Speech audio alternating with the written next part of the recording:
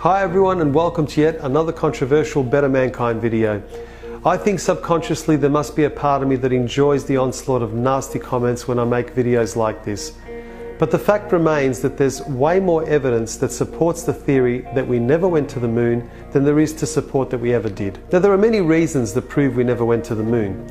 To mention a few, you have the wavy flag in a zero atmosphere environment, the lack of any blast crater underneath the lunar module, or how about the absence of stars in space? The problem with any of these arguments is that NASA seems to have an explanation for every single one of them. Therefore, people like me and other moon landing deniers are referred to as a bunch of crazy tinfoil hat-wearing conspiracy kooks that need to up their medication. So in this video, I'm only going to address a single discrepancy that NASA themselves have admitted to on more than one occasion, and will prove without a doubt that we have never even left low Earth orbit, let alone landed a man on the moon. But first, let's go back to school and get a refresher course on the different atmospheres surrounding the Earth. Now, the following information is critical to proving my point, so please bear with me. First, we have the troposphere. This is where all of our weather occurs, and it is the lowest layer of the Earth's atmosphere. It starts at the Earth's surface and extends up to a height of 4 to 10 miles. Next, we have the stratosphere, which extends to about 35 miles above the Earth's surface. This is where our ozone layer resides and protects us from those dangerous UV rays. It is also the layer where aircraft travels, as it is free from weather disturbances. Now we go up to the mesosphere, where most meteors burn up on entry.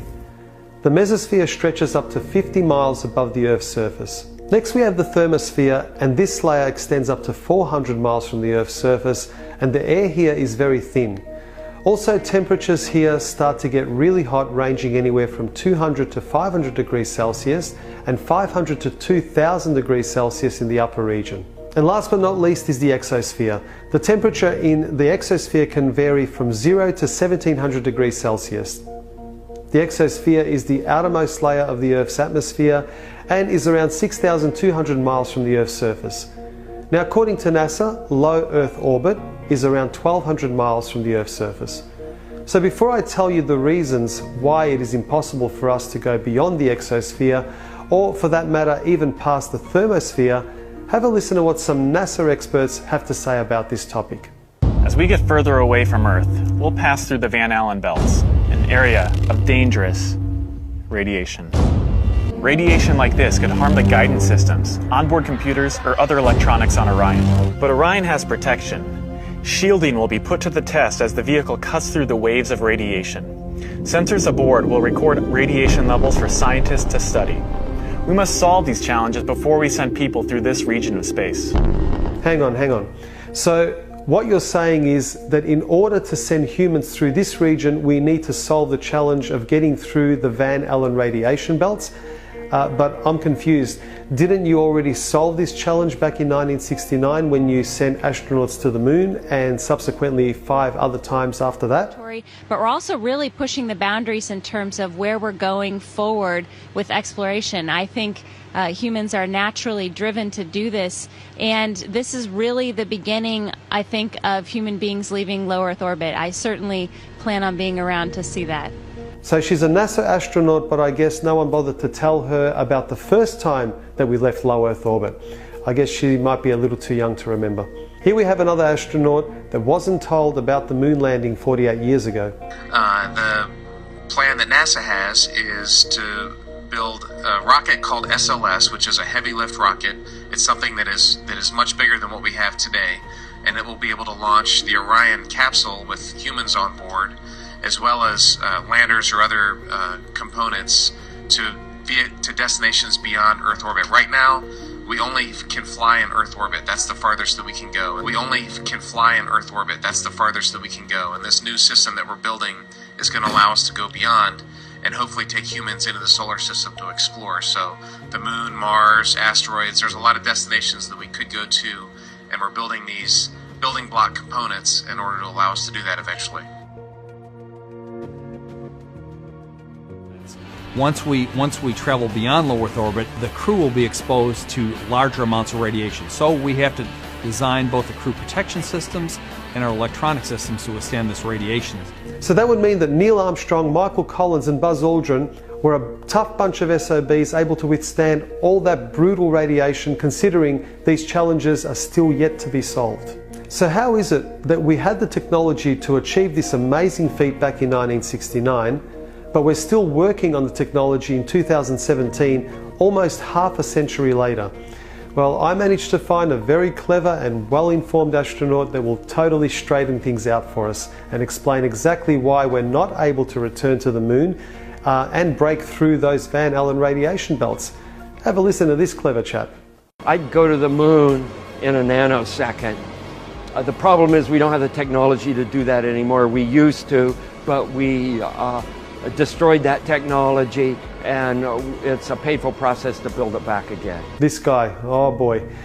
Here's a real-life example of what can happen to you when you're exposed to all of that outer space radiation. And if you're a child with aspirations of becoming an astronaut, being a very good liar might be a positive attribute to have on your resume. Now, just by showing you these admissions of guilt by NASA, I can easily end this video now, and I would have easily proven my point without a shadow of a doubt. But I'm sure that for some of you hardened skeptics out there, this damaging evidence is still not enough.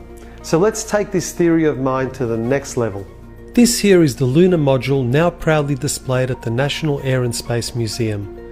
According to NASA, the primary materials used to build the module were aluminium alloy, stainless steel, titanium, nickel steel alloy, heat-resistant glass. Now, if this is the case, we have a very serious discrepancy here. If you remember earlier when I went through the different atmospheres that surround the Earth, both the thermosphere and exosphere have temperatures ranging from 0 to 2000 degrees Celsius. So I decided to examine the melting points of the primary metals that were used to build the lunar module. First off, we have the aluminium alloy, which has a melting point of 463 degrees Celsius. Next we have stainless steel, which has a melting point of 1510 degrees Celsius. Then we also have nickel steel alloy, which melts at 1453 degrees Celsius, and of course the heat resistant glass for the windows, which has a melting point of 760 degrees Celsius. So this would mean that the lunar module, along with its occupants, would have disintegrated well before it even passed through the thermosphere, let alone surviving the Van Allen radiation belts in the exosphere. To protect the astronauts from the Van Allen radiation belts, the lunar module would have required 6 feet of lead shielding. But here's what they really had for protection.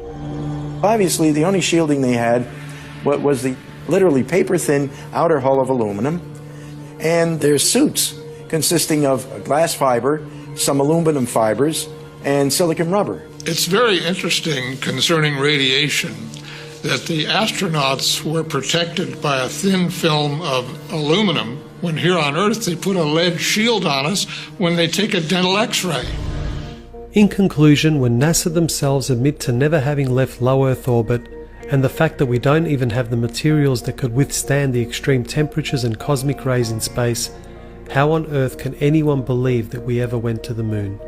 Well, I hope you enjoyed this video, and if you like my content, please give me the thumbs up and subscribe to my channel. Also, if you have your own opinions about the moon landing, feel free to leave me a comment and let me know your thoughts. Until next time, take care and be good to each other. I